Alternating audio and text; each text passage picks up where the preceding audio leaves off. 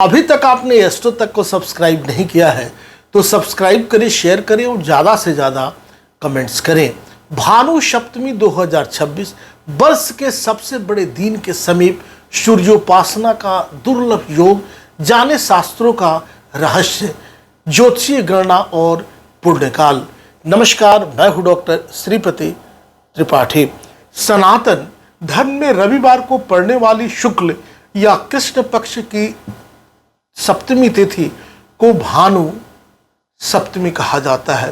भानु सूर्य का एक प्रमुख नाम है, अतः यह तिथि भगवान सूर्य नारायण की आराधना के लिए विशेष फलदायी मानी गई है। यदि यह पर्व ग्रीष्म ऋतु में सूर्य के उत्तरायण काल और वर्ष के सबसे बड़े दिन ग्रीष्म अयनांत के समीप आए तो इसकी आध्यात्मिक और ज्योतिषीय महत्ता और भी बढ़ जाती है। वैदिक ज्योतिष के अनुसार सूर्य वर्तमान में मिथुन राशि की ओर संक्रमण काल में रहते हैं। यह समय सूर्य के तेज, अग्नि तत्व और प्राण शक्ति की वृद्धि का प्रतीक माना जाता है। सूर्य उत्तरायण मार्ग में होते हैं, जिसे देवताओं का दिन कहा गया है। वर्ष के सबसे बड़े दिन के आसपास सूर्य की किरणें पृथ्वी के उत्तरी गोलार्ध पर सर्वाधिक समय तक पड़ती हैं, जो तेज ऊर्जा और जीवन शक्ति का प्रतीक है। सप्तमी तिथि का स्वामी स्वयं सूर्य माने गए हैं, अतः रविवार और सप्तमी का संयोग सूर्य तत्व को और अधिक प्रभावी बनाता है।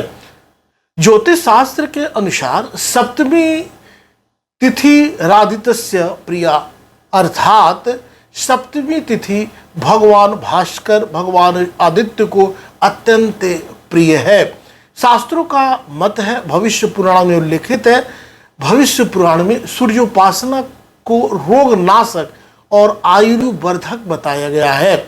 स्कंद पुराण में कहा गया है, सूर्य दर्शन मात्रेण सर्व पापै प्रमुच्यते, अर्थात श्रद्धा से सूर्य के दर्शन और उपासना से मनुष्य पापों से मुक्त होने का प्रयास करता है।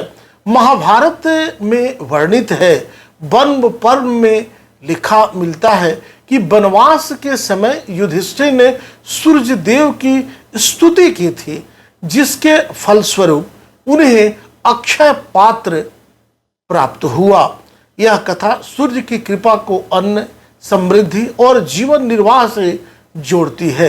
वाल्मीकि रामायण में वर्णित है, युद्ध कांड में महर्षि अगस्त्य ने भगवान श्री राम को आदित्य हृदय स्तोत्र का उपदेश दिया।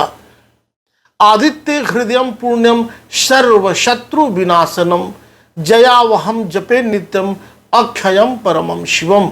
आदित्य हृदय स्तोत्र पुण्यदायक, शत्रुनाशक, विजय प्रदान करने वाला और कल्याणकारी है। महाभारत में भीष्म पितामह ने उत्तरायण की प्रतीक्षा की थी, जिससे उत्तरायण काल की शुभता का संकेत मिलता है। भानु सप्तमी पर क्या करें? प्रातः काल ब्रह्म मुहूर्त में उठे, स्नान करके तांबे के पात्र से सूर्य को अर्घ्य दें। अर्घ्य देते समय ओम घृणेश्वर्याय नमः या ओम ह्रांग ह्रीं ह्रौं श सूर्याय नमः का जप करें। विशेष पाठ करें। क्या करें? आदित्य हृदय स्तोत्र का पाठ करें, सूर्याष्टकम का पाठ करें, गायत्री मंत्र का जप करें, सूर्य गायत्री का जप करें। ओम आदित्याय विद्महे दिवाकराय धीमहि तन्नः सूर्यः प्रचोदयात्। भानु सप्तमी पर दान करें। शास्त्रों में सूर्य को प्रसन्न करने हेतु गेहूं, गुड़, लाल वस्त्र, तांबा, लाल चंदन, लाल पुष्प, मसूर का दाल का दान शुभ माना गया है।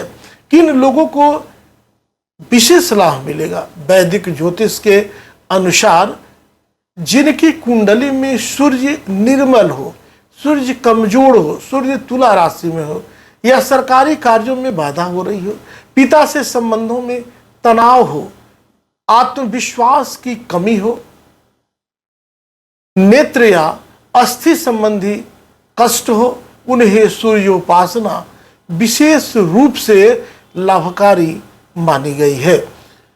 भानु सप्तमी केवल एक व्रत नहीं है, बल्कि यह स्मरण कराती है कि सूर्य की भांति जीवन में भी निरंतर कर्म, प्रकाश और परोपकार का मार्ग अपनाना चाहिए। शास्त्रों में कहा गया है, प्रत्यक्ष देवम विशिदम सहस्त्र मरीचि भी शोभित भास्करम, अर्थात सूर्य समस्त जगत के प्रत्यक्ष देवता है जिनका प्रकाश सभी प्राणियों का पालन करता है।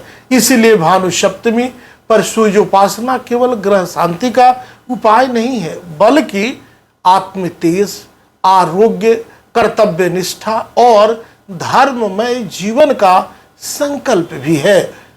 अभी तक आपने इस चैनल को सब्सक्राइब नहीं किया है तो सब्सक्राइब करें, शेयर करें और ज़्यादा से ज़्यादा कमेंट्स करें।